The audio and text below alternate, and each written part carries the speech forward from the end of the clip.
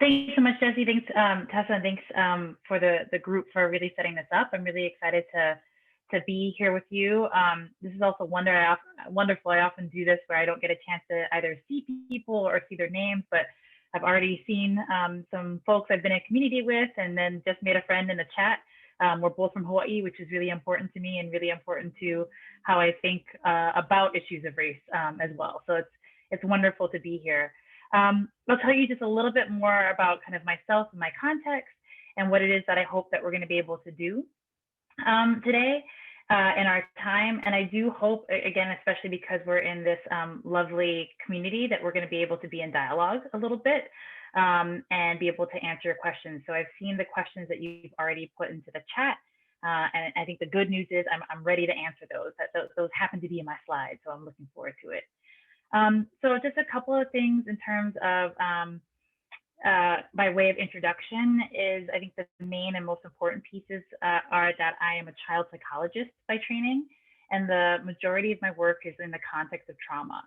So working and serving children and families who've been impacted by trauma. And when I kind of speak about that term, I mean the way that you probably think about it as well: child abuse, separation,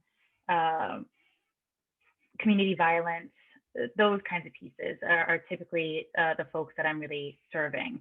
And I also serve in the context of the majority of the people that I work with are people of color, and everybody that I work with is impacted by oppression in some way, shape, or form. So with that kind of perspective, that's what I'm bringing to this conversation. There are a bunch of questions that people are already asking around developmental appropriateness or how to kind of engage in difficult conversations. And that's what I'm hoping that we're going to get a chance to kind of talk about today. I've really cultivated the work that I've been doing by listening to folks for a long time, listening to what parents are saying, listening to what kids are saying. And so that's what I hope to be able to share with you all today. Feel free to pop your questions into the chat as we go through. And again, we'll be able to kind of unmute ourselves at some point and be in dialogue. The purpose is to really, answer the questions that y'all have. So I'm going to go ahead and I'm going to share my screen, but I'm also assuming that many of you all have been looking at screens all day. So I'm also going to try to narrate this in a way such that you don't have to look at the screen. So it's more for me to be able to kind of understand what's kind of going on. So if you all want to be able to just like turn this into a podcast, great. You can just listen, invite people that after a long day, if you want to be able to kind of turn off the screen and just listen, that we can kind of do that as well. So I'll try to be good about narrating what it is that I'm talking about. So the conversation and the focus that we're going to have today is how do we talk to our children about race and racism? And what I'm hoping that we're going to be able to do is address these three main questions. So the questions that many of you provided before we got started and as we got started often kind of break down into three components, including, the very first part is, should I talk about race with my children? And then when should I? And then how should I? So those are going to be the three components that we're really going to try to talk about today is should you do it? And when should you do it and how you should do it, according to the evidence of science and also the learned and cultivated wisdom of our own communities. So, but before we really get started, there's a place that I want us to actually be grounded in. And I've had the opportunity to speak with a whole lot of folks about issues of race and issues of trauma. But I want to also flag that, as we all know, this is a particular different time. This is a particularly challenging time for the multiple different reasons that I would identify and others have identified as the three pandemics that are going on right now. The pandemic of COVID and what that means for us in terms of not being able to be on your farm together, but to be in these pixels instead. What this means for our kids in terms of how they're learning, what it means for us in our scope of parenting. Pandemic of racialized violence, one that has been going on for a very long time, yet this increased paying attention to it and the increased nature of the viral nature of being able to see and witness Black death is another piece. And then the third pandemic of climate change. So, I think I see many of you all in the Bay, and what it means for us to be able to go outside and breathe a deep gulp of air is something that would have been different a month ago. So thinking about how we're in this particularly challenging time. Which is why I actually want to start with this idea of grace. So this little image that I have up on the screen is an image of a tiny little door, and it's a door on the body of a tree, trunk of a tree that's actually in Richmond. I don't know how many of y'all have been to the Ferry neighborhood in Richmond. I see Karen nodding her head. So you know that you've been there. It's a beautiful little place, and I love this idea because it's a really small, tiny door that for me opens into grace. And so the idea of grace has been described to me by a dear friend of mine and by many others is the idea of unmerited favor. What if you didn't have to be the perfect parent in order to have your children love you and be well? What if you didn't have to be the perfect teacher in order to be able to provide safety? It's the idea of unmerited favor or courteous goodwill or a small instance of kindness, clemency, a temporary reprieve or exemption.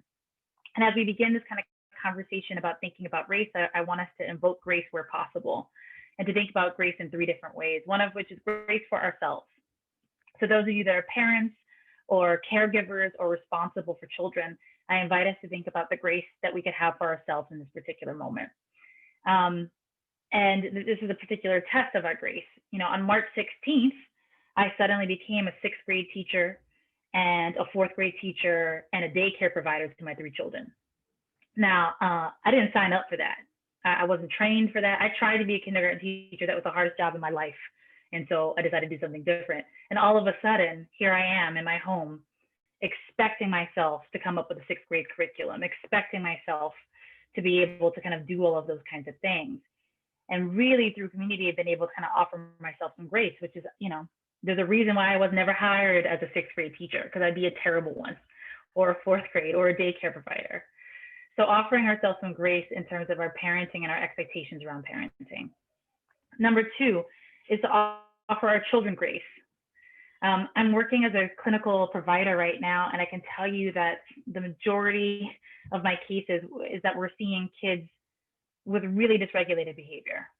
And why wouldn't we? On March 16th, we picked up my children and they have not been able to see their friends since then.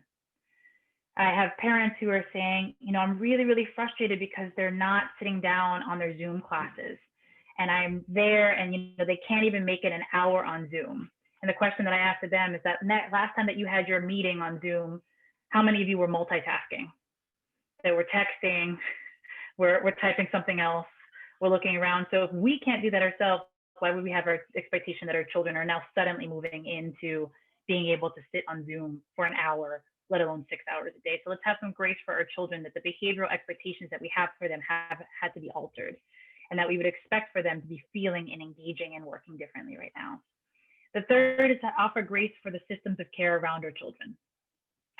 So I live in Oakland, and right as Oakland was getting ready to announce what it was going to do for its school system, they went ahead and they put it on YouTube, and there was a list of comments in the side, and the comments were just scrolling by, and the comments were like, this is the worst idea, this is terrible, this is awful.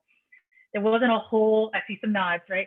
There wasn't a whole lot of space for grace in that moment. I know that we as parents were overwhelmed and unhappy and stressed out, but those of you that are on the call or maybe in this position, but if you are an educational leader at this time, it's tough. There's no answer that is great. They're unable to soothe all parties, to offer them some grace, or what it means to be a teacher in this moment, where all of a sudden, not only are you teaching 20 kids, but you're teaching 20 parents that are making sure that their kids are trying to stay on Zoom. So let's offer them a little bit of grace as well. So those, as we get started to get grounded, grace for ourselves, grace for our children, and grace for the people that are trying to take care of our children as well. Now, the important caveat is grace does not mean that there is no accountability and no boundary, right? That I can offer myself some grace, but I still probably need to try to teach my kid a thing. Or, you know, I can't allow my kids, as much as they're on a screen, to have 38 hours of screen time a day, or that I shouldn't be holding our school systems accountable in some level. So doesn't mean that we have to be boundaryless. It's the idea to actually just get a little bit of spaciousness and a little bit of slowing down. And that kind of idea, I think, is going to come in really important as we think about, well, how would I have a difficult conversation around race? that like, can we do this with some grace? I was working with a parent recently who said, when I saw your slide about grace, I said, oh no, now she wants me to be a graceful parent too. And I just want to pause, and that's not it. The idea is that I don't do, and I'm not encouraging any of us to do this gracefully, this idea that we do it beautifully and well without flaw, but rather that we offer ourselves some grace around that. So that's a long preamble, but I think a really important space for us to kind of enter into this conversation.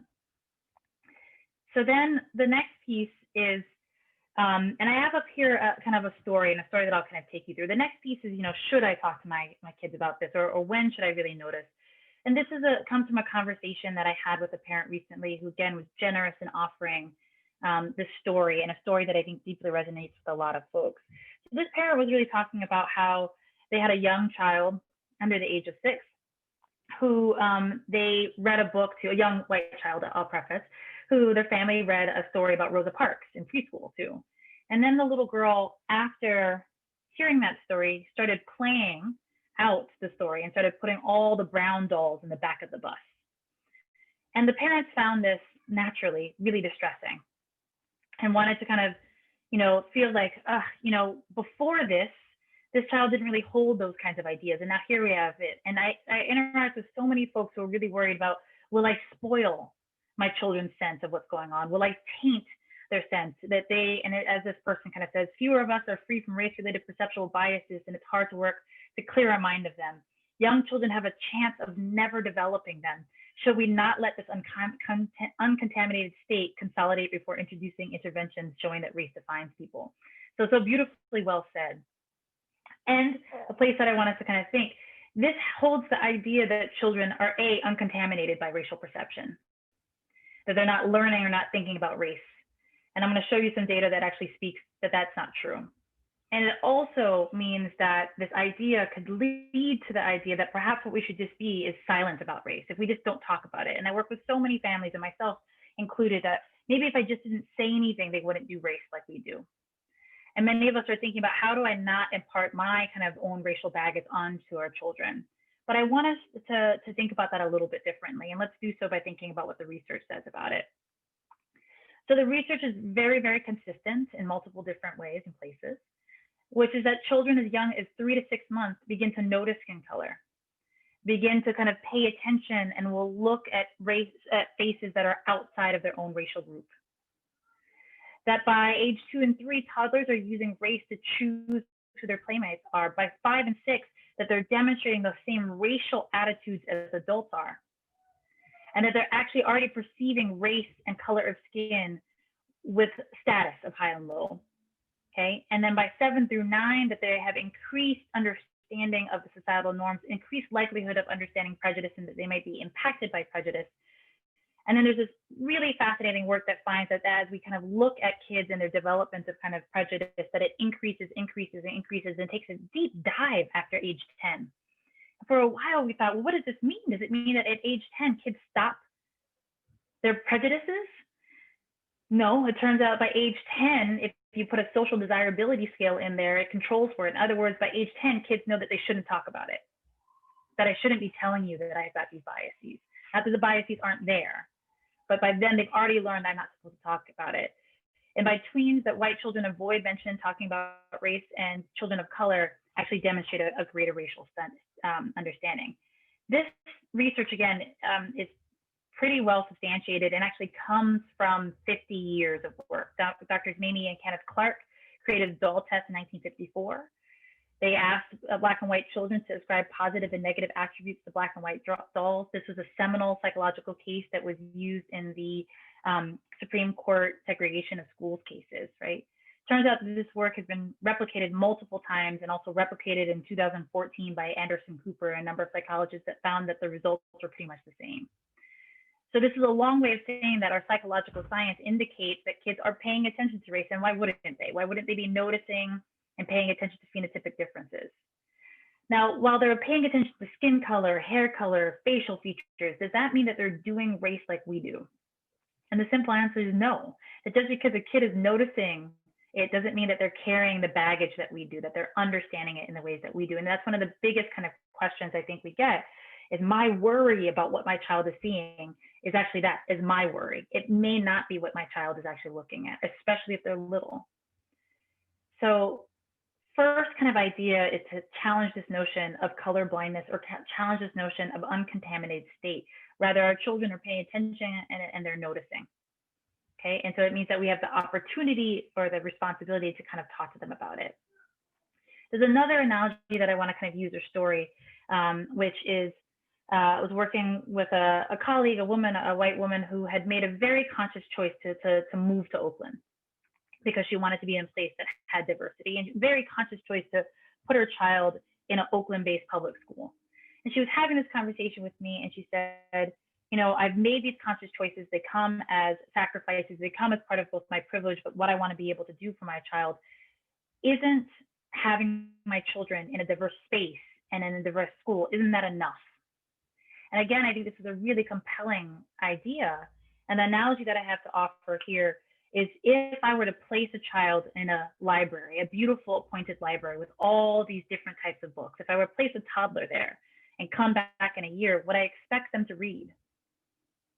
That just by looking at the books and having that doesn't mean that we actually teach them how to read.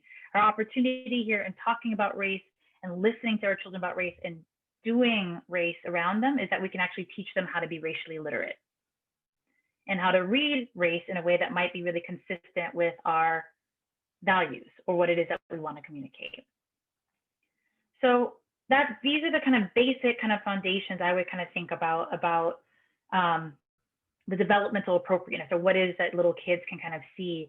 And I really want to kind of say that our opportunity here is for us to be able to show kids and to teach kids about race. I want to go back to that very first story, which was the parents' distress around, you know, before I read in the story about Rosa Parks, she wasn't kind of playing in this way, and now she is.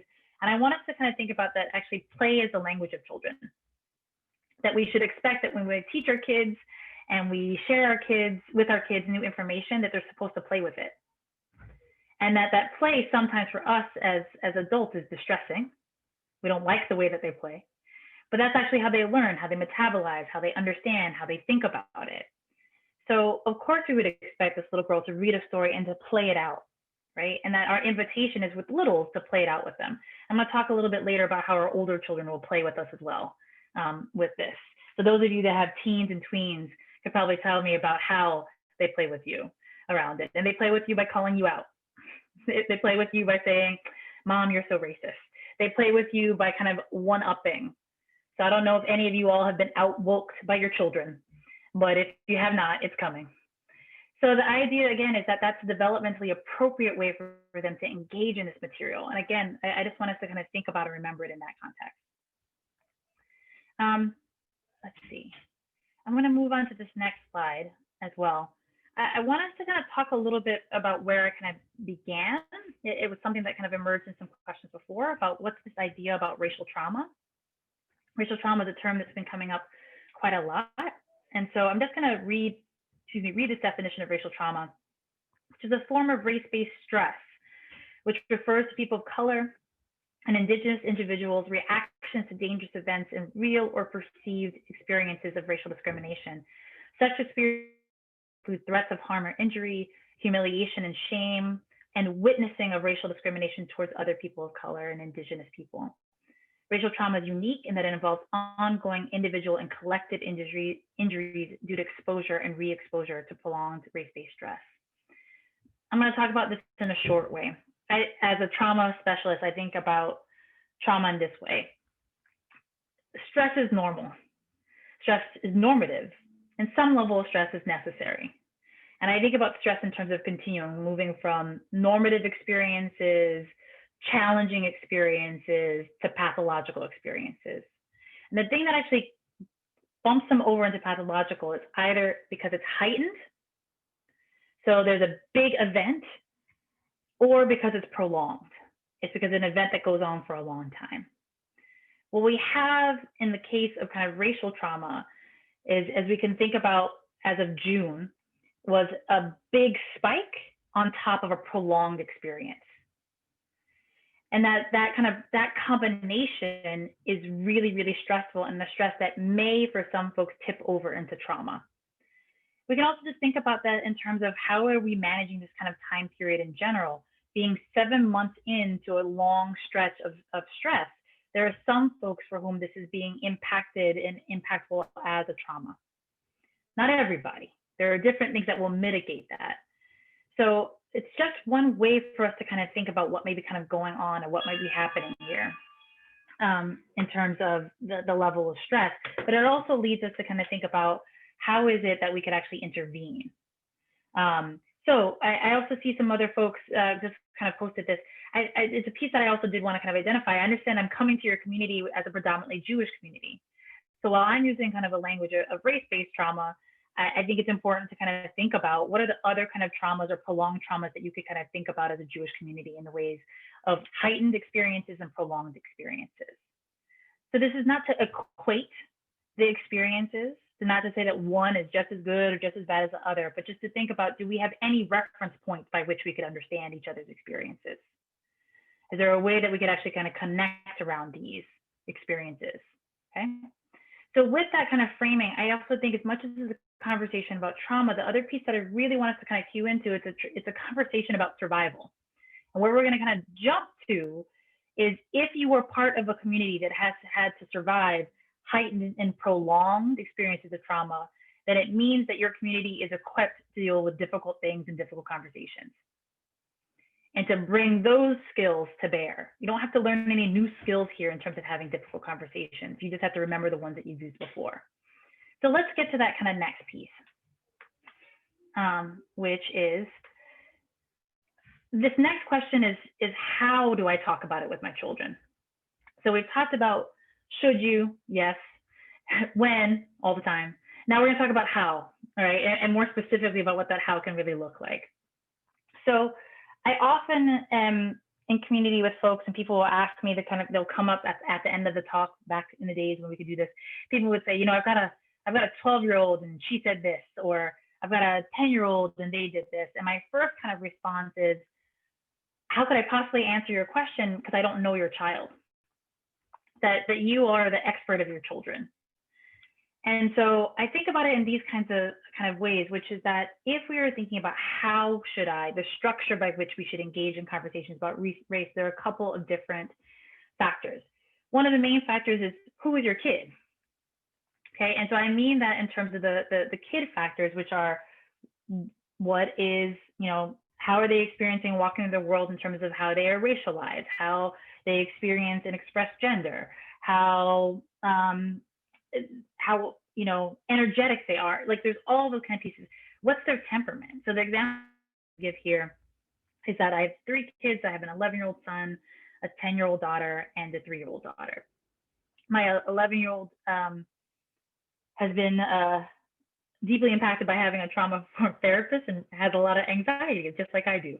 So when when we come up with like across a new person's name, his first question is like, are they dead?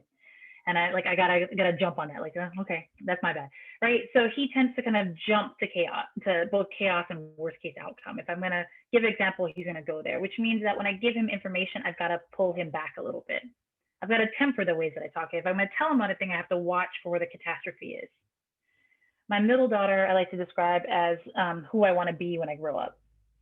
And so she is bold and courageous, and she signed up to do a 7-minute dance in front of the entire school at the end, of the year before, which I begged her not to do, and she did, right? So that's her. So she can kind of do that. And she also is the one that will hold things for months. So if I tell her something, she'll be able to boldly kind of take it, but then I have to come back to her 3 months later and be like, remember when we talked about saying, how are you really doing? There's a different temperamental style between them in terms of how I have to have conversations. And I can add more complexity on my third child is 3, right? So the conversation I have with her is fundamentally kind of different than my 10 or my 11-year-old. What I show her, how I engage with her is really different. The other added complexity is their gender is different, and they are racialized different. My son is identified as Black. My middle daughter is identified and is read as Latinx. And my littlest daughter is read as white. She's got blonde curls and light eyes, meaning that they walk through the world really differently. Their experiences are really, really different, right? So again, my conversations with them then. So one thing I want to invite you to think about is, who are your kids? And how are they walking through this world? The next piece is the parent factors. Who are you? What's your racial baggage, your racial identity? How do you think about it, right? So as my partner is half Mexican and half white, and when my kids have conversation or want to have a conversation about being mixed, they have to go to him for the lived experience, because I don't have that experience. I'm not mixed. So it means that we have different kind of conversations. Not that I can't postulate or engage with them, but it's a different conversation. So part of it is, as you're thinking about how do I have these conversations about race, I want you to think about, who are you? What do you have to offer? And who are your children? But all of this has to exist within the context of your family mission statement. So from the faces that I can kind of see here, you can nod or thumbs up. How many of y'all have a family mission statement? Okay, I see some thumbs ups. Okay. And I see some head shakes. Never. So, but I actually want to say, I think you probably all have family mission statements. One of the other reasons why I really, really enjoy working with and being part of and getting a chance to speak to communities that are organized by faith is that there's a common language of values. There's a common language of what it is that you're supposed to be doing. There's a common theme here within this particular kind of space around the value of nature and how you are in community with each other.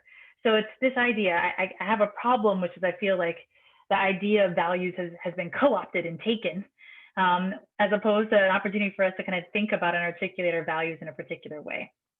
So let's think about it this way in terms of what is a family mission statement.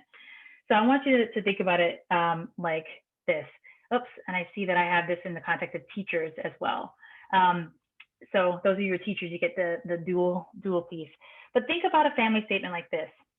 And I see a great question. How can I explain to my kids what a family mission statement is? So let's start in this way. So the first part I want you to do is to think about and to listen to all the things you say to your children that begin with we. All the things that you say. Now, usually, especially in working with families with little kids, the first thing you think about is we don't hit, or we don't. So you're going to, first thing you're going to think about is the we don'ts. But so the we don'ts are important, right? That's actually really important. But what are the things that you say to your family that start with we, that are things like we are, we do, we help out, we care about others, we take care of our planet, we show up for each other, we're hard workers. To think about and to begin to listen to that part. It's also another way for you to kind of think about your family motto. So if you had something that you were going to kind of say, so the things that you kind of say all the time to your children. And, here are a couple of different kind of examples. So, we are strong, we are lovers, work hard, learn lots.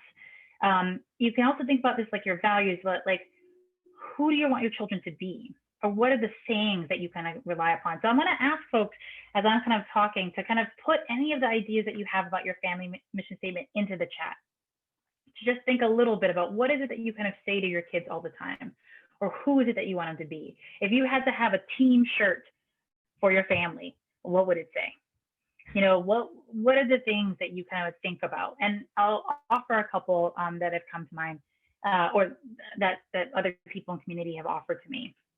Here's a great one. We are caring to the community and the planet.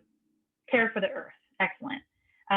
One that I heard was, we leave places better than what we found, than we found them. And that was one that started off with like a really bad play date, but then actually became an organizing premise when they enter into spaces, is that we leave places better than we found them. Teamwork makes the dream work. Excellent. So these are the ones that people are sharing. But think about it this way. Oh, great. We are kind, we are upstanders, be kind, be generous, be happy, be respectful, eyes open, hearts open, minds open, compassion on full blast, let's go.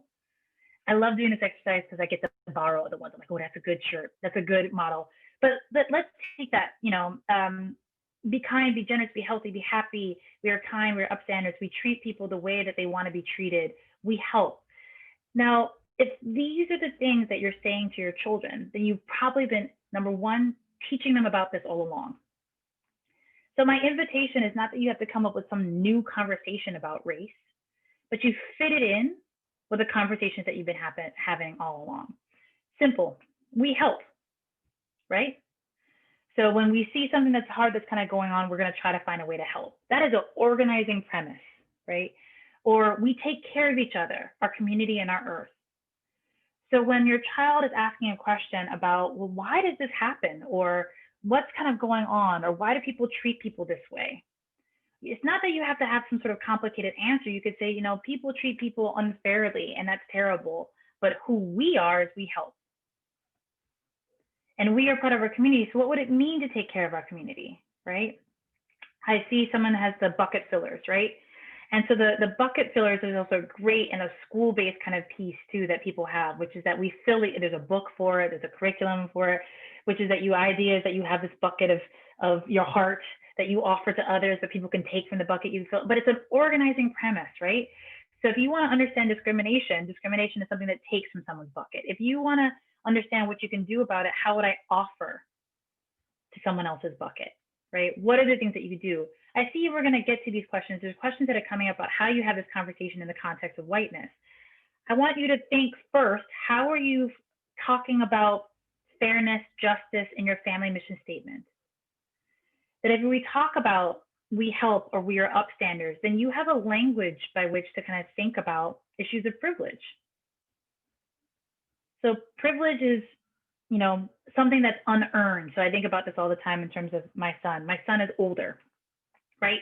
So he's unearned privilege because he's older. So he gets to do more things than other folks do, right? Does that make him a bad person? No. Does it mean that he has some benefits? Yes. Does he have some responsibilities? Yes. And is his sister mad at him all the time for it? Yeah. What can he do about it? Well, he can think about when he can use his privilege to help other people out. When can he use that he can actually go to the store and buy his own candy, that he could buy something for his sister too? The idea is that that actually is for us because we are strong and we love each other and family, we support our family. So we have that kind of conversation. So again, this is a really complicated question that's being raised around kind of privilege, but I really want to kind of bump you back first to do the hard work of what is your family mission statement? What is it that you're saying all the time and how do you come back to that premise? Then I want to push folks to kind of think about what's your family mission. And I want to encourage you all that you can go ahead and that you can have this conversation with your children. So you can ask your 3-year-old or your 4-year-old, what does it mean to be kind? How would your body show whether or not you're kind? What does it mean to have eyes open, open hearts? Is this a moment where you're showing that this is an open-hearted action? How would you show it? What would your body feel like? How would you know?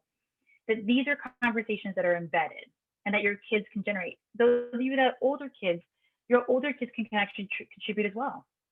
Who are we as a family? Who do you want to be? What are the things that we're doing? How do you offer this to your family? But my push is, the next piece is to ask the question about, if you had a vision of racial justice, what would it look like? So these again are organizing premises. So how could you tell if your family was racially just? Who would you be interacting with? Who would be in your home? Who would you be spending time with? How would you be walking through the world? Yours as a community has already articulated a vision about how you want to interact with the earth, how you want to treat and respect. So yours as a community has already developed the practice of articulating a mission statement and living that statement. And I want to think about what is the kind of the parallel to that as well, in terms of this context of racial justice. If you spend time thinking about like your world is one that is verdant and is generative and the world is taken care of, then that's not, I don't think that's a hard next step to kind of think about, well, where is racial justice in that? And again, to think about the tools that you perhaps have already kind of cultivated and already have available to you to answer that question. So that's some of the ways, and I'm going to kind of come back to, and we can be in dialogue a little bit about this as well. Is how to actually move into this and to think about this. I want to put this slide up a little bit, in part because I think it's an idea about moving into action. So this is a study that was just done very recently by McKinsey and Company. And it's really focused on corporate spaces. So sometimes it feels like, you know, maybe that's not the space that we're in. But it was a deep examination of the impact of COVID on corporate spaces. And what they found, I thought, was really pretty interesting. So they found, first of all, that productivity is up that people are really working hard and that the challenges are pretty specific and pretty hard. That the first wave, according to this research, of people who are experiencing a disproportionate impact were women, and the working women within these corporate spaces were feeling like they both had to show up fully as parents, negotiating distance learning and those kinds of issues, and also had to show up fully in terms of being present at work. This is not to say that men aren't impacted by this, but this is saying within this research that women were 25% of women in the workforce are thinking about leaving the workforce due to these pressures. And the feeling like that they would be negatively impacted, as already been indicated in terms of academia, in terms of issues of promotion. So the academic parallel is that women are producing less papers and publishing less in 2020, which, as we know, is actually one of the standards that we have to have as we raise up within academia. So this is, again, where I get to step into kind of trauma stuff. So the news, as you know and feel, is bad, right? And so then they also found that was a level of women. They looked further that the impact continues to be disproportionate on women of color, as we've all kind of heard about in terms of both the burden of experiencing COVID, the likelihood of being really sick, the likelihood of having family members impacted is there. And then they moved to this next place to kind of see what people were doing about it. And so they asked folks, and again, asked white folks in particular to speak about whether or not they saw themselves as an ally. So, around 60% of folks, when asked this question, said that they were an ally to women of color at work. 65% identified as such. And then they went to kind of move through to kind of see what that meant. And what they found is, as we kind of go through at the highest kind of bar, well, then half of folks were actually saying that they actively listened to the personal stories of discrimination. And then it decreases to I publicly acknowledge or give credit to women of color for the ideas and work. Then it decreases to see if I see discrimination against women of color, I actively work to confront it or take a public stand.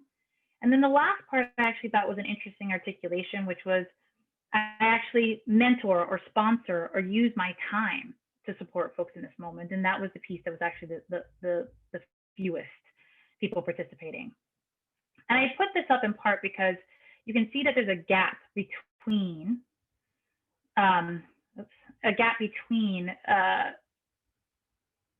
saying that we're allies and actually doing it. And I think this is actually a place that we can, again, lean back into the mission statements that I heard you all have, which are things like we help, right? Or compassion on full blast. What does that look like? How can we actually move that from an articulation of a hope into practice? And I think that's the thing that we actually need community for, is to kind of figure out how we can really, really do this. So I'm going to talk just for a little bit more and then be able to kind of move more specifically into your questions. But with this piece, I want to kind of move to the next part. Sorry, I have a screen meltdown happening here, but hopefully you all can see it. I want to talk just a little bit about this kind of piece before I get a chance to kind of spend the last half hour in dialogue with y'all. So one of the things as we think about moving to action is that so many folks feel like this is a really difficult conversation to have. How do I actually move into having conversations about race? I'm not going to assume that all y'all have that difficulty. In fact, there's many folks on the phone here and on the call here that are here because you're really good at this and have done this a whole lot. There's a practice that I use from Howard Stevenson that I find pretty helpful. And he really talks about this moment. So if you remember, we kind of started up in the very beginning thinking about racial stress. So racial stress is this particular moment. So in the context of parenting, maybe it's the moment where your kid says that they've been impacted. They were teased or didn't feel like they belong because of a place of oppression, okay? Maybe this is a place in terms of parenting where you feel like you've said something or you have a worry or that you're impacted somebody else in that way.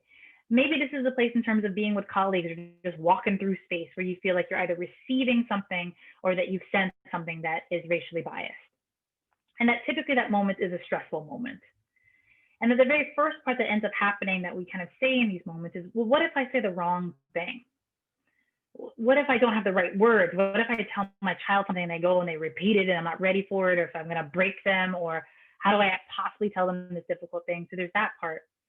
And for some folks in this equation, people worry that if I say the wrong thing, then they'll think I'm a racist. And this is a definition that, well, this is a word that gets thrown around, but rarely do I think that we have a shared definition of what it means. I think people are more worried about that this means I'm a bad person. And for some folks in the equation, for example, folks of color in the equation may not be worried that they're going to be seen as a racist, but rather going to be worried that I am worried that I'm going to be seen as this angry Black woman again, or I've got a chip on my shoulder, or whatever it is, but I'm going to be misperceived. And again, it goes back to this place of feeling like I'm going to be seen as a bad person. And then the other things that kind of happen here is that my body becomes involved. I could become hot or sweaty or panicky, or just that, again, the idea is that stress shows up within our bodies. And then maybe we'll also fear that I'll be punished for being bad. So as I mentioned, I've been working a lot with teachers who've been saying that the race-based conversations have already been really challenging enough to have via Zoom with their students, but now is more complicated. Not only are they having this conversation with their students, but they're having this conversation with the parents in the background. Just talked with a family just talked with a school rather, where the teacher was saying I was having this kind of conversation and this learning, and a parent unmuted themselves and started having an argument with me about this. So this is a challenge. You know, the fear that I'm going to say something wrong, they're going to think I'm a bad parent, a bad teacher, and then I'll be punished for it. It is very real. And then what kind of ends up happening is this. You know, I don't think I have to say this one up in the top corner, which is, aren't we in a post-racial society? But for a long time, that was the idea. Aren't we done with race? I think that has been the benefit of our current administration, has been demonstration that we're not done with the conversation around race. Okay. And then move to this other place, which my friend calls brand management. Oh, no, I'm not a bad person. I couldn't be a bad person because my best friend is, or I'm married to, or I live here, or I work for a non. It's all these kind of defenses. And I want to hold on to that. There's a compassionate way that we can kind of think about the defense. Ken Hardy is a trauma-informed African-American therapist who talks about it in this way, that when we speak about racial privilege and racial justice and have a difficult conversation, that what ends up happening is that many people pull to their most wounded places. And what happens is, how could you possibly say that I've benefited from that privilege when I grew up poor?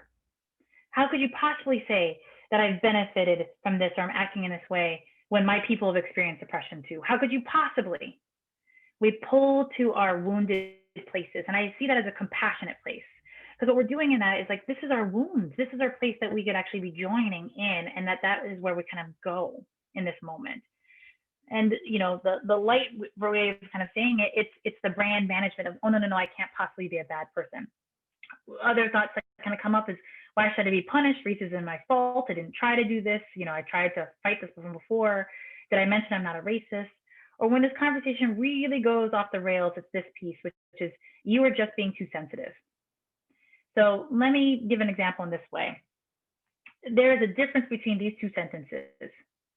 I'm sorry that I offended you versus I'm sorry if you were offended by that, right? So what's the difference? I'm sorry that I offended you. I take responsibility that I have done something to harm you. I'm sorry that I offended you. I'm sorry if you were offended by that, because you're crazy to think that I would ever do that. Because remember, I'm a good person, right? That's not an accountability kind of piece. That's if I did offense. So that, you know, I see someone else kind of talking, it's the intent versus impact, right? That's really, really present here. But this is kind of conversations can go off the rails. And because this conversation can be so aversive that people would rather just go ahead and avoid. So I don't know, does this, from the people that I can see or within the chat, is this cycle familiar to y'all? Has anyone ever seen it, felt it? Yeah, I see thumbs up and things like that, right? So the idea is that this is one of the reasons why this conversation and these, you know, the conversation on race goes off the rails. And one of the things that can be done is once you identify that this is what's happening, is that you now have a structure to say, oh, I moved into brand management. How do I kind of move into this? Like, what could I possibly do? And especially when you're in dialogue with a community that knows that this is happening, that you can say, oh, here we are in this place. I'm really feeling stressed out. My body is in this kind of conversation. I'm really worried I'm going to say the wrong thing. That makes it really hard. And I find I've been in dialogue with a lot of folks who've been saying, I'm really worried I'm going to say the wrong thing. I don't want to hurt anybody. I don't want to do that. And what that means is more and more and more avoidance. as opposed to kind of stepping in. So let me tell you the kind of brief resolution to kind of this, which is that, and I say resolution, a brief support rather for this, which is Howard Stevenson talks about this in the kind of context of things that you can do, one of which is to reflect. That basically means trying to slow down. Relax is the next piece, about invoking mindfulness where possible, breathing where possible in this conversation, reflecting, having the ability to slow down and think about what's happening here. Is this really going on? There's language for that, which is, I'm wondering what's happening. I'm curious about what's going on. Are we having this kind of conversation? It's to slow it down. And this last piece about practice. So I want to give you an example about practice. And I'm going to actually stop my share because it'll allow us to be in a little bit more space together. So he talks about practice, and practice is the idea of scripting. And so this is another way that we can think about how do we have these kind of conversations with our children. Well, part of it is let's practice. Let's get ready to talk to our kids about it. Let's think about it a little bit. So a script is just an opportunity to practice. A script is a means of slowing things down just a little bit. And I'm going to give you an example of a script. And I want to tell you that the script is highly problematic. It's not perfect. And I use it. So here's the situation that pre-COVID I used to find myself in a lot. So the situation, and one that I wanted a script for, is that I'm frequently approached in stores and asked where things are. It happens to me a lot. And I'll make the kind of caveat, I don't like it. I often get folks initially when I kind of tell folks, people say, well, it's so because you look nice or you look friendly or things like that. But the main thing is I don't like it. I don't like it for a couple of different reasons. I don't like it because I feel like it's racialized. I feel like it's gendered. And I also don't like it because it raises for me classist assumptions, my own classist assumptions. Why would it be a problem if I worked here? But I find it, again, that it's happening so often that I was curious about it and wanted to interrupt it. I should also mention the other reason why this is a problem is because I also always know where everything is. I know where everything is in my house. I know where everything is in the store. So it's a problem. So I created a script. And my script is this. I'd be happy to help you, but I wonder what it is about me that makes you think that I work here. Okay, so I'd be happy to help you, but I wonder what it is about me that makes you think that I work here. So I've had an opportunity to use it quite a lot. Again, I live here in Oakland. This usually happens to me at Farmer Joe's. And so I was at Farmer Joe's a couple of years ago, and there was a lovely elderly white woman who was walking down, and she asked me, where spaghetti was, aisle 4. And I said, I wonder, I'd be happy to help you, but I wonder what it is about me that makes me think that I work here. And she just was like, oh, and just ran away. Now, that doesn't confirm or deny anything, but it allowed me to gain a little bit of control in the situation, to slow it down and to have something available, right? I did it again at a shoe store where a woman asked me where the shoes were, and they were in the next aisle. And I said, I'd be happy to help you, but I wonder what it is about me that makes you think that I work here. And she says, well, because your shoes are so nice. I'm like, okay, let's go. Right? Again, it doesn't necessarily solve the race-based problem, but it allows me to gain a little bit of space. It allows me to kind of interact. And I got some interesting information. One time I said it, and usually everybody leaves as soon as I say it. There's also that, right? At one time I said it, and a woman said, it's the keys. You have so many keys. I had a big stack of keys in my hand. So again, it was okay, but it's a little bit of a script. So why I say that as an imperfect script, I also want us to kind of think about what are some of the scripts, what are some of the things that we might offer and say, both to interrupt bias when we see it, and to think about how we might explain it or talk about things with our kids. The invitation and expectation is here. We've got to practice. We've got to try this out. Do we try this out with our partners? Do we try it out in our community? That what are the things that we could possibly kind of do to help us to develop that kind of skill? The other piece that I will kind of say is that all of this conversation has been about what we can say to our kids. But really, honestly, the best possible thing that we can do is to listen to our kids and to ask questions. So rather than having your perfect script of aha, here's racial information, I'm ready to go, I actually really encourage us to get ready to ask some questions And so I know the questions I often have, and that maybe many of you have, is where did you hear that? Which automatically tells kids that you shouldn't have heard that. So, you know, part of it is how's your tone? How do you invite? And the easiest thing that we can kind of say is, I wonder what you think about that.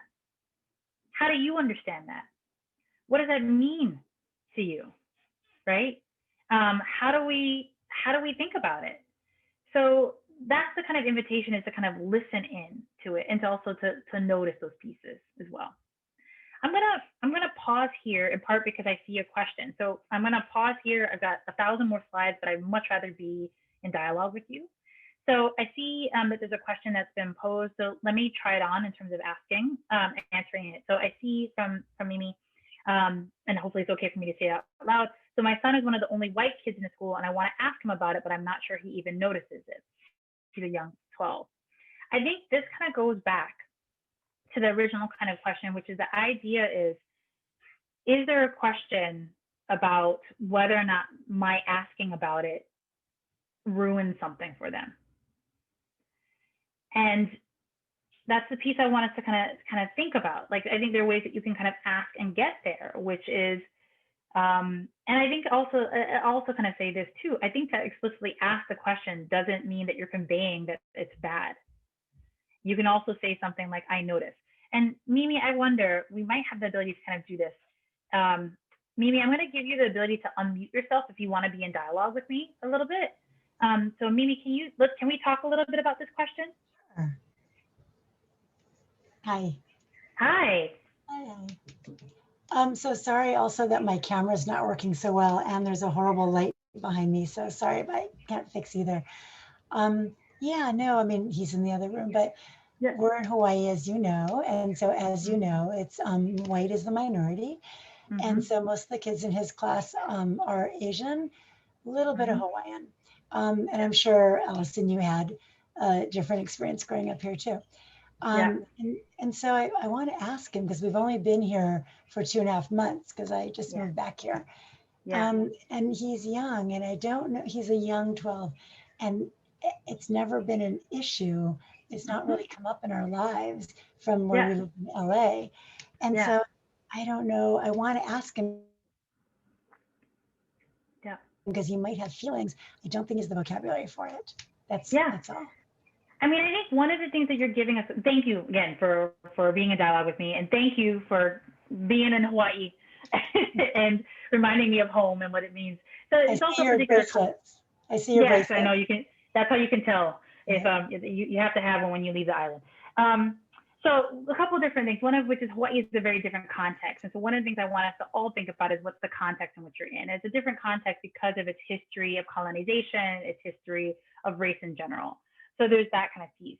The next part is, I hear in the way that you're kind of talking about it, that there is a hope, or there's a sense that you want to be able to talk about his noticing or his curiosity in a way that doesn't pathologize it.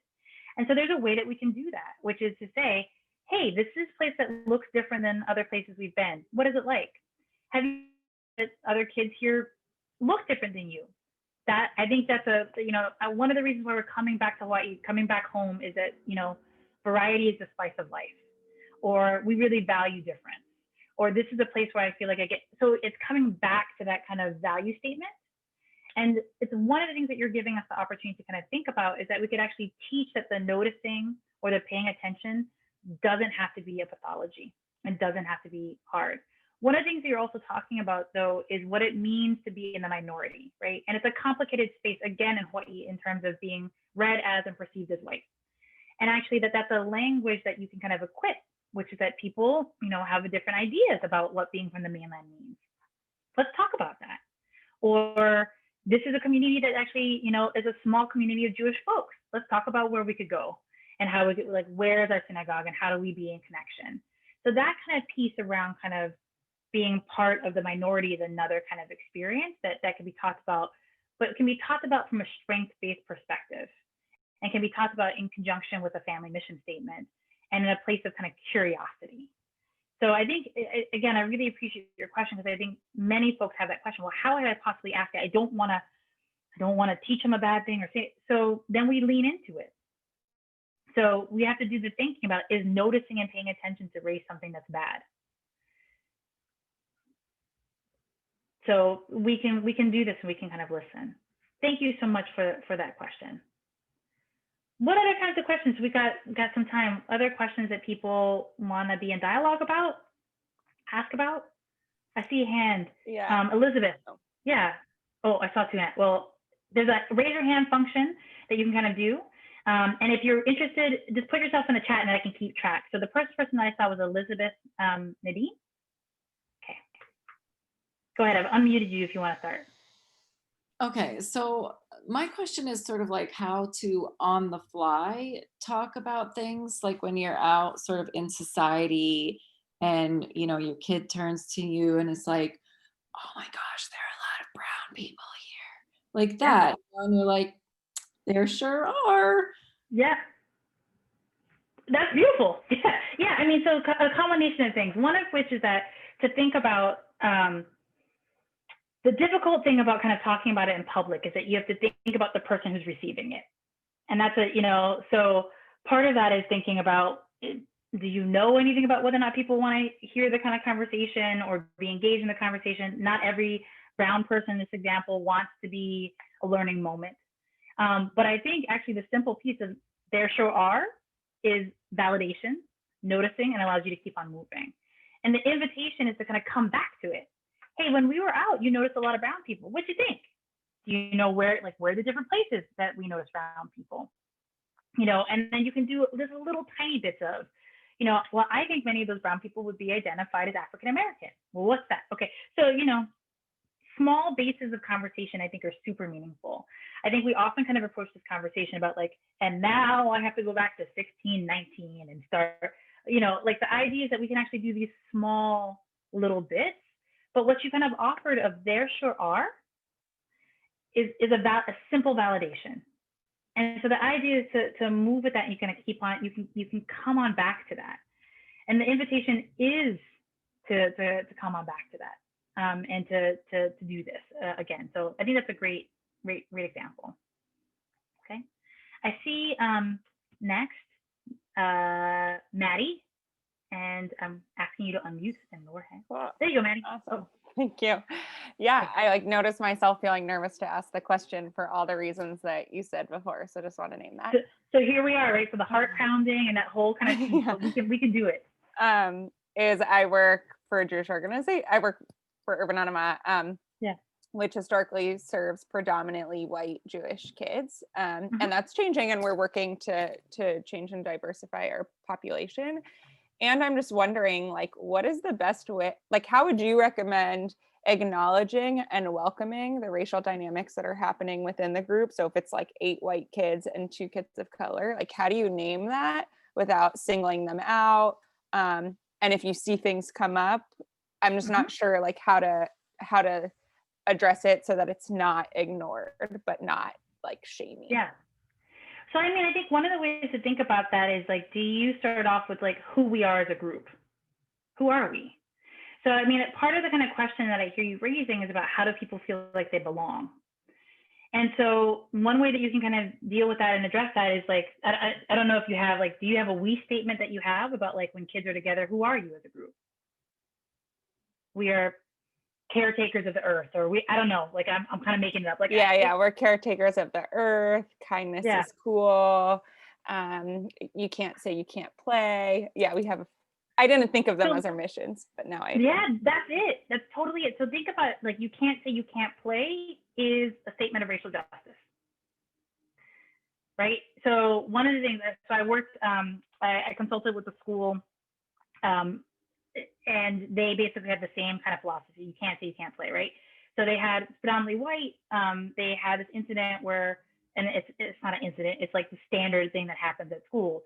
2 kids ran to the swing at the same time and wanted to play at the same time, right?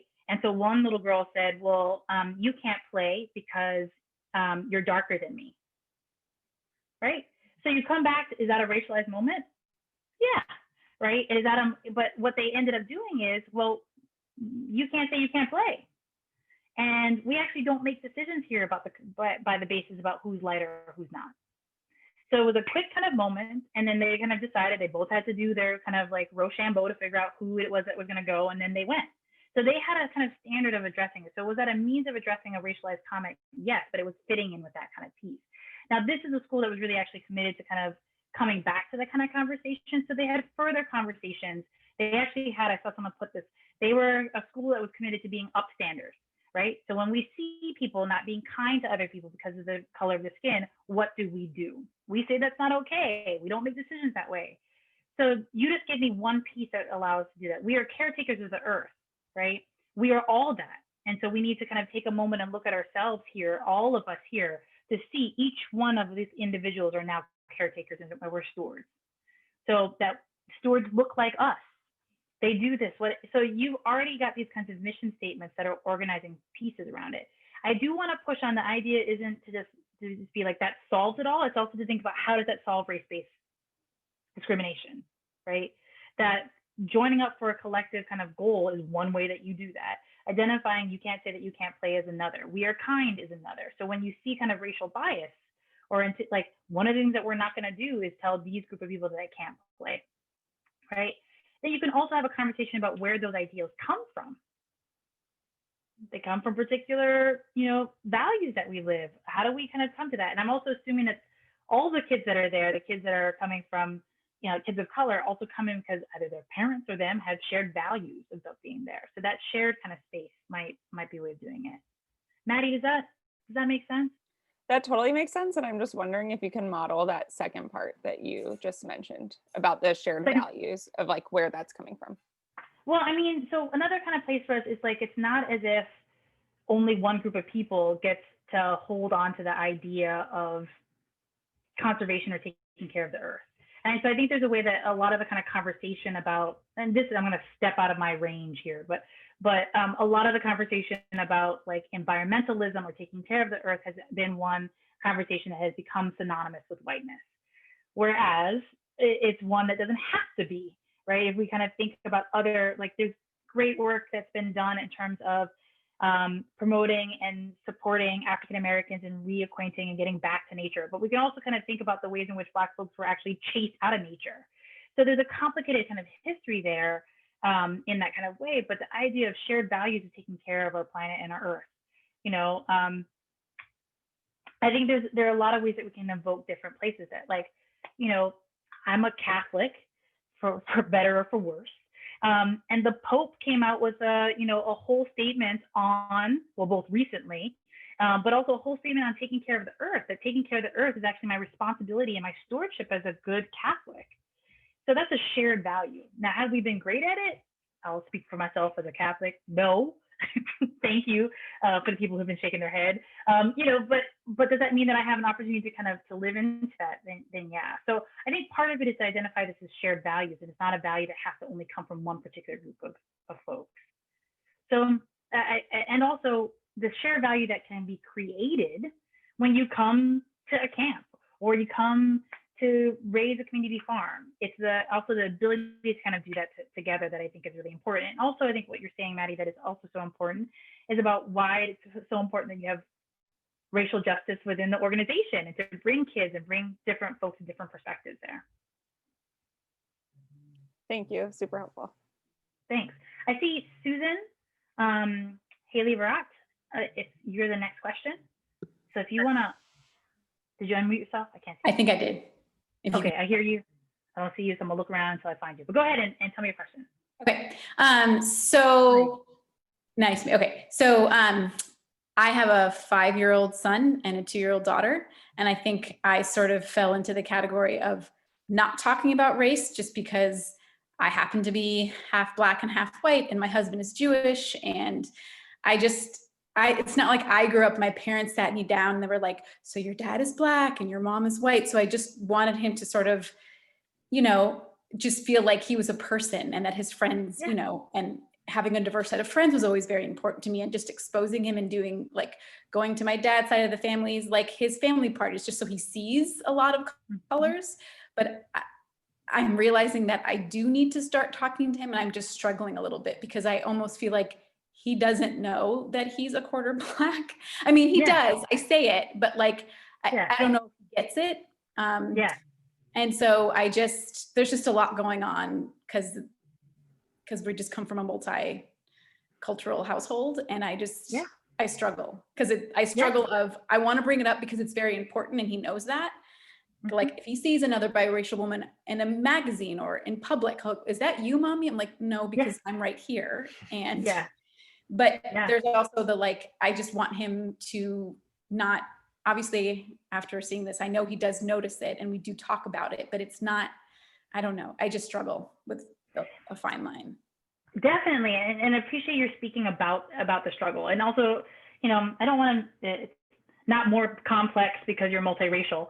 And it's different because you're multiracial, right? In terms of what kind of goes on. So you said he's 5? He just turned 5. Just turned 5. So I'll tell you a quick kind of story about when my son was 5. So my kids are Black, white, and Mexican. And it's something that we kind of talked about, right? And it's also, as you said, something that he notices, right? So he notices that we go to different places. He notices that one part of his family speaks more Spanish.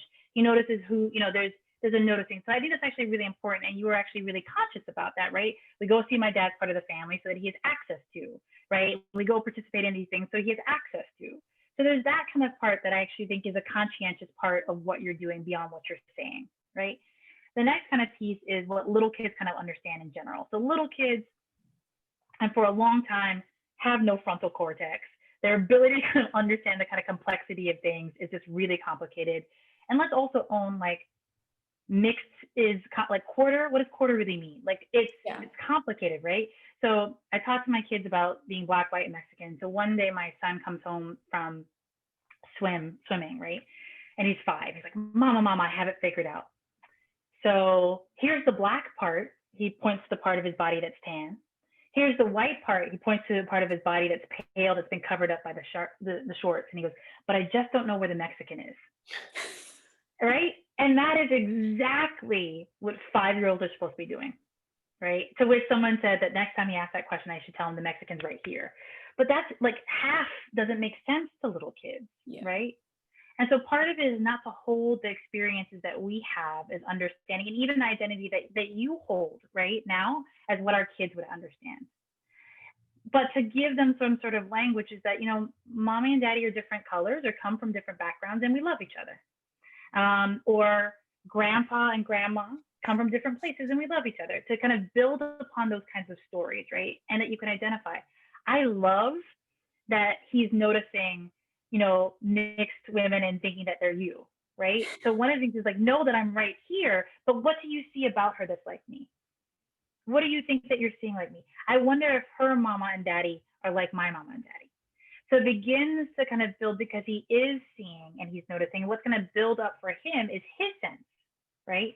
And about his sense, about his identity, and all the complicated ways that is ethnicity, race, religion, practices, all of those kinds of things. And that, let's own, that's complex. So one of the things that my middle daughter said is we were reading the book, she became obsessed with the book on called In the Case of Loving, which is a book about the first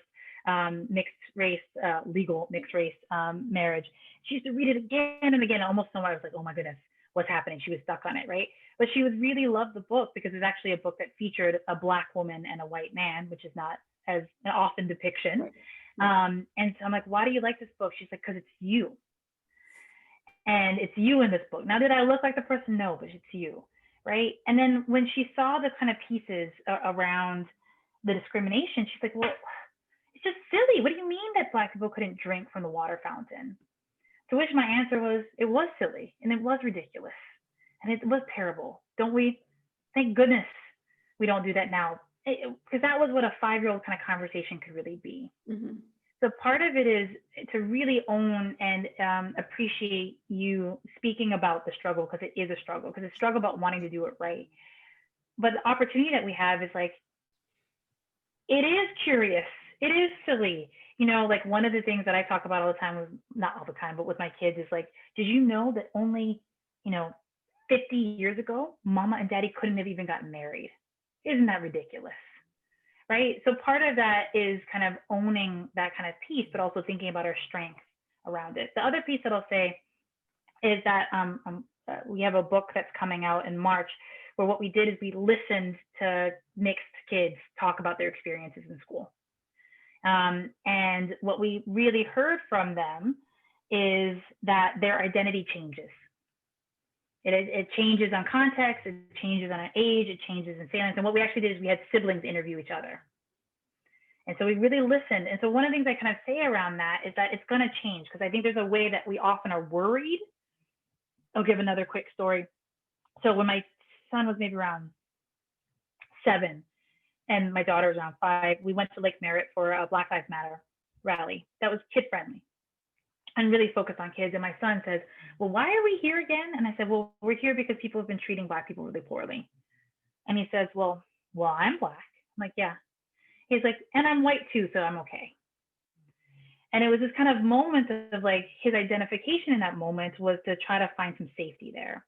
And there was one part of me that's like, nah, kid, don't worry. Everyone's gonna know that you're Black. That I wanted to just kind of do that in that kind of moment. But in the other part, he was a 6-year-old, and I just told him we're going to a space because people are harming Black folks, and he wanted to find out how to be safe. So in that moment, he felt like actually identifying with white was a mechanism of staying safe. Now I have time with him, right, to kind of think about that. But in that moment, it kind of shifts. Or my middle daughter will often talk about how she often forgets the Mexican, which is her part of identity, even though she's read as Latina, right? And then there are other moments where she is dancing in ballet folklorico and in a Spanish immersion school where she feels very nice. It changes over time. So I just kind of say that is that's not an indicator that we're doing anything wrong as parents. That's an indicator of, and you know, I'm curious about whether or not you had the same kind of experiences, but to kind of offer our children a space to kind of grow and learn. What I've heard more often from mixed folks is not that they don't know who they are, it's that other people don't let them be who they want to be. So, I mean, I got a little nervous the other day because he said, I was doing his hair, which I do both of their hairs every morning. And he said, only brown people get the virus. And I was like, I'm sorry, what? And I'm like, where did you hear that? He's like, you and Daddy were talking about it. I was like, that's always like, how do I explain health inequities to a 5-year-old?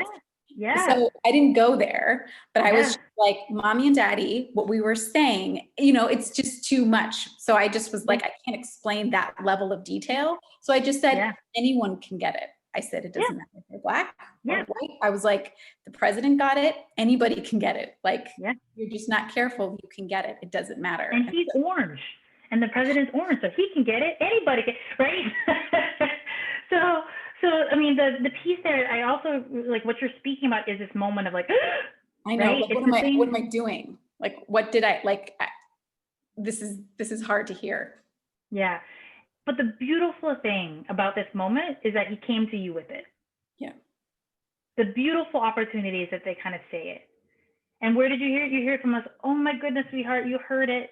And let's talk about it, because I actually think about it a little bit differently. I thought with all my talking about what kids see and understand, right? I thought for the longest time that my 3-year-old didn't know about the coronavirus until she lined up all her dolls and set up a clinic and was given vaccinations. And I was like, oh, okay, I guess you get it, right? So I had been talking to her. I had been like, where did you, because they are picking up on kind of stuff. So if the other opportunity here is if they don't hear it from us, they're going to hear about it from somewhere else. Can you tell us where she got the vaccinations? She's creating it right upstairs. She'll be down with it soon. Right. So, but again, I think you're talking about the kind of questions that many of us really have around it, is that kind of moment of like, oh, and I just want us to kind of slow down the idea of, oh no, I did it wrong. Rather, the idea is like, oh, here's the opportunity I have to get it more aligned with what I want to tell them. And so, you know, maybe you heard Mama and Daddy talking about how we're worried about how many brown people are getting it. And you should know that everybody can get it. And that right now, in this moment, you're okay and you're safe. That's the other thing, to kind of take the arc from the moment of kind of stress, to give them the little tiny proximity, the little tiny moment that they need to be safe right here. And that's the moment that we can kind of give them is just right here. And right now, and you're okay. And right now, we don't have to worry about the virus in this kind of way, right? Now we do abroad in general, blah, blah, blah, and going to school, but right now, it's okay. Yeah. I really appreciate you sharing that. Thank you so much. We have time for maybe like 1 or 2 more questions?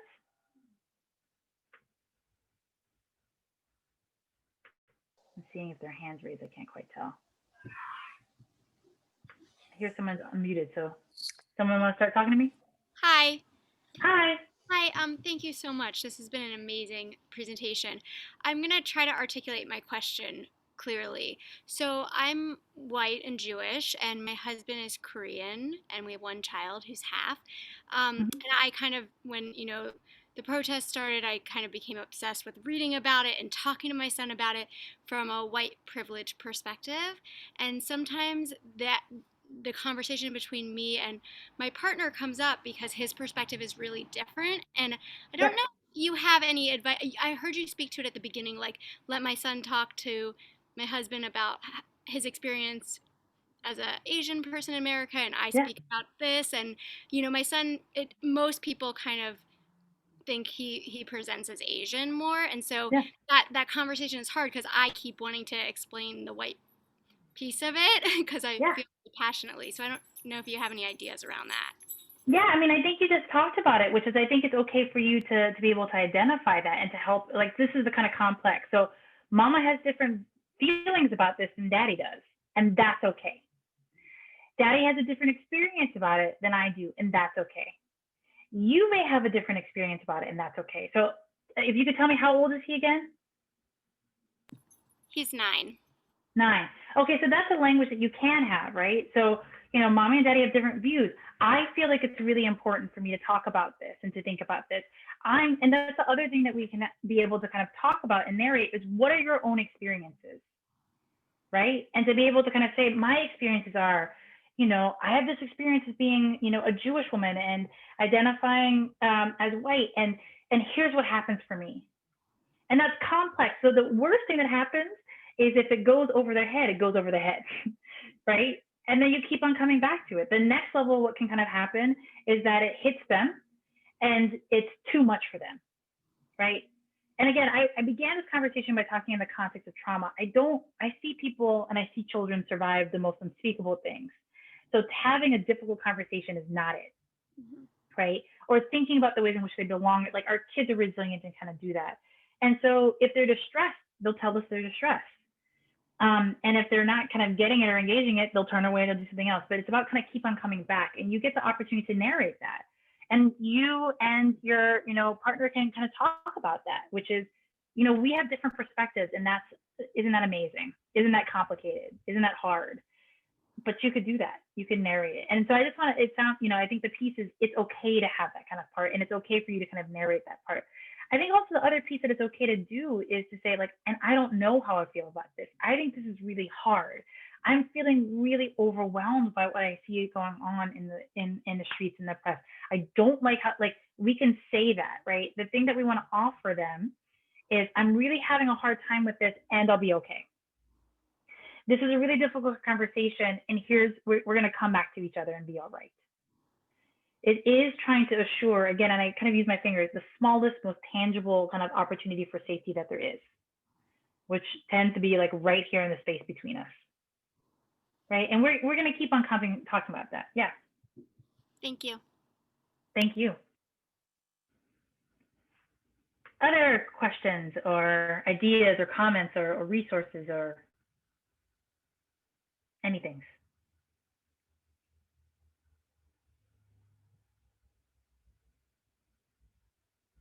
See hands moving, like it's almost going to the unmute, or almost not. Hi. Hi. I can ask a question if nobody else has one. Please. So one question that came up for us was, we're a lesbian couple, both white moms, 9-year-old white kid. So we talk a lot about how we have privilege in some ways and don't in others. And in conversations around talking about the protests and the police killings of George Floyd, we talked to our son about, he's in some of his closest friends are kids of color, and we wanted to let him know what was going on, and also trying to figure out how to give him tools to be able to talk with his friends while not processing his own feelings with his friends, but being there for his friends. And that was a really tricky thing. What he came away with when we talked about that was, oh, I'm not supposed to bring it up at all, or I can't talk about it with them, and over time we kept working on it. But I'm wondering if you have any guidance for us on how do you deal with that nuance and complexity with a 9-year-old? You just gave us such a beautiful example about it. I mean, I think one of the things is kind of think about, why would we expect a 9-year-old to be able to handle the complexity and nuances of a situation that many of us can't figure out? That how many of you feel like you know how to go into interact against racial bias? Raise your hands. Right? Okay. So, I mean, so part of it is actually thinking about that it is really complicated. And what you did there is you had the opportunity that you came back to it. It is important. You've talked about it. He came away with that initial kind of feeling, and then you get to say, I can understand why you would feel that way. Let's keep on trying. I can understand why that would kind of happen. Let's keep on thinking. I too, like, if you are kind of feeling, or if you two are feeling like you have been able to kind of step into allyship and stewardship and all those places, then you live that and you show it and you model it. But part of it is the grace that we allow ourselves and our children to have to develop it. And to try to move away from competence and mastery, but rather to move into the space of, this is challenging, this is hard, that we have resilience as we come back into this. How do you stay in relationship with those friends? How do you tell those friends, I care about you? And no 9-year-old wants to roll up and be like, I care about you. But, to be able to, like, so I'm going to play, or I'm going to share, or I'm going to show up, or I talked about this and it was hard.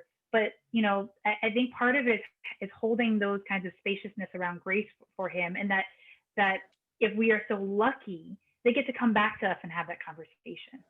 And we get to get, so I think you provided the most beautiful framing of it, which is that you keep on coming back to it. That you stepped into it with an intentionality that you wanted to have this conversation. And that this is life's work. This is, there's an analogy that's often used that the work of racial justice is like going ahead and working on the building of a cathedral. I will never see this cathedral built, but I'm going to work on my little one block, right? To kind of have that piece there. And I think that's also what you're offering. And also, as you're kind of saying, it's also relating upon your own experiences too, of you're experiencing, walking through a heterosexist biased world means that you also are equipped and able to kind of address these biases in particular ways too. Thank you. Thanks for sharing that. I see that there's a request here for any books that I recommend. So on my website, which I'll put here, drbriscoesmith.com, on my website, I have links to books and resources. I'm going to point you to one resource in particular, or two, one of which is called embracerace.org. If I can type in embracerace.org. They have lists of books. They have webinars. They have tip sheets. They have tons and tons of resources that I highly recommend. The other one is Common Sense Media. So I did a piece with them and kind of recommend some books, but they also have other books that are recommended, books, shows, working on kind of conversations regarding kind of equity in general. So there are definitely some great resources that are out there. I have to say 10 years ago, I used to not be able to say that, but now it's a Google click away to be able to find some really, really excellent cultivated resources, a lot of resources that are curated by folks of color. Embrace Race also has a particular focus on mixed kids experiences as well, and books around that. So my favorite series to recommend is Marisol McDonald Does Not Match. There's a series of books about Marisol McDonald and her mixed experiences that are beautiful, and they're also done in Spanish and in English as well. So we probably have time for one more piece. Yeah, the Embrace Race site is fantastic. And I'm not just saying it because they feature my work, but but it's a great kind of resource. Any last questions or comments or spaces before we wrap up for the evening?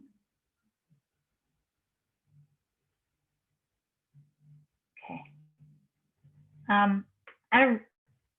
I really, really want to thank you all for inviting me into this space and for unmuting and asking some tough questions. And I just really, again, appreciate being in community. I look forward to seeing some folks, and I was going to say hi, Karen, and seeing some folks that I know and being in community, seeing background Hawaii and is also great. And someone was calling from Australia. That's amazing. I don't even know what time it was. I just appreciate being in community. It was also so beautiful to see folks comb their kids' hair and say goodnight and folding clothes. That was awesome. No, it was good. No, seriously, do that, because that's what we're doing. That's what this moment is like. And if you could actually get some clothes done while talking about a conversation about race, that was awesome. So I really appreciate that you left your screens on and let me be in community. It really feeds my soul in this way. I've been doing too many of these talks where all I do is like stare at myself and realize I got something stuck in my teeth. So it was so nice to be able to see you all in the community. I'm really looking forward to walking around Berkeley or Oakland and saying hi. Even if I have my mask on, just look for the hair and the glasses. Thank you so much. Please reach out to the website if you want more information. There are lots of resources. I also will mention that there's a conversation that I have there in particular on a podcast called Raising Good Humans with Dr. Eliza Pressman, where we really focus on the spaces that we can be in partnership as Jewish folks and as Black folks, and some of the places of shared trauma. So I would highly recommend that place and that conversation. So thank you all. Thanks for taking care of the planet. Appreciate it. And look forward to seeing you all and being in relationship with you all later.